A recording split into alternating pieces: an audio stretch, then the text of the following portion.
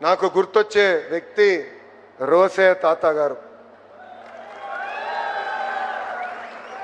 ఆయన రాజకీయాల్లోనే ఒక స్టేట్స్మెన్. అలాంటి గొప్ప వ్యక్తుల్ని చూసి పెరిగిన వాడిని నేను. నాకు ఇప్పుడు కూడా బాగా గుర్తు. ఒక పక్కన చంద్రబాబు నాయుడు గారు, ఇంకో పక్కన రాజశేఖర్ రెడ్డి గారు హోరాహోరీగా చర్చించేవారు. కొన్నిసార్లు స్పీడ్గా మాట్లాడేవారు.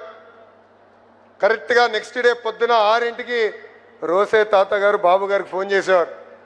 ఫోన్ చేసి కొంచెం నిన్న చర్చ స్పీడ్గా వెళ్ళింది, ఈరోజన్నా చాలా ఓపికగా ప్రజల సమస్యల గురించి మాట్లాడదాం బాబు గారు అని చెప్పిన గొప్ప వ్యక్తి రోసే గారు.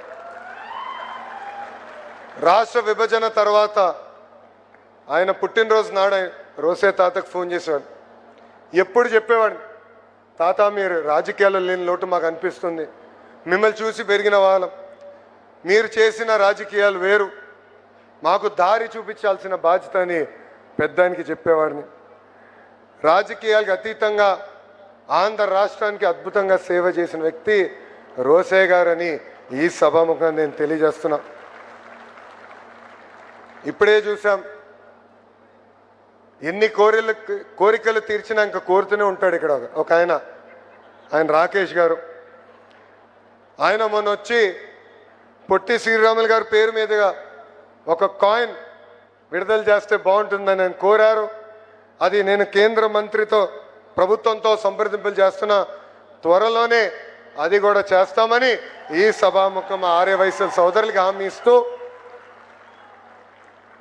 యువగలంలో నేను హామీ ఇచ్చిన ఆ హామీని నిలబెట్టిన మా బీసీ సంక్షేమ శాఖ మార్చులు సవిత గారికి, మా రౌడీ రాకేష్ గారికి 10 రూపాయల దగ్గర నుంచి ₹1 కోటి వరకు విరాళాలు అందించిన తెలుగు ప్రజలకి, మా సిఆర్డి అధికారులకి, ఆర్యవైశ్య సోదరుల పెద్దలకి, ప్రత్యేకంగా అమరజీవి పొట్టి శ్రీరాముల కుటుంబ సభ్యులకి నా హృదయపూర్వక అభినందనలు తెలుపుకుంటూ, రాబోయే 12 నెలల్లో స్మృతి వనం, photo gallery, museum, mini theatre, auditorium, skill development centre యుద్ధ ప్రాతిపదికంగా దొండి రాకేష్ గారిని పూర్తి చేయాలని సభాముఖంగా కోరుకుంటూ, నాకు ఇంత అద్భుతమైన అవకాశం ఇచ్చిన మీ అందరికీ పేరు పేరున నా హృదయపూర్వక ధన్యవాదాలు తెలుపుకుంటూ మీ అందరి దగ్గర నుంచి సెలవు తీసుకుంటున్నాం.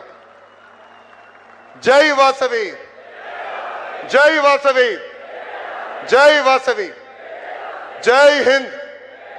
అందరికీ నమస్కారం.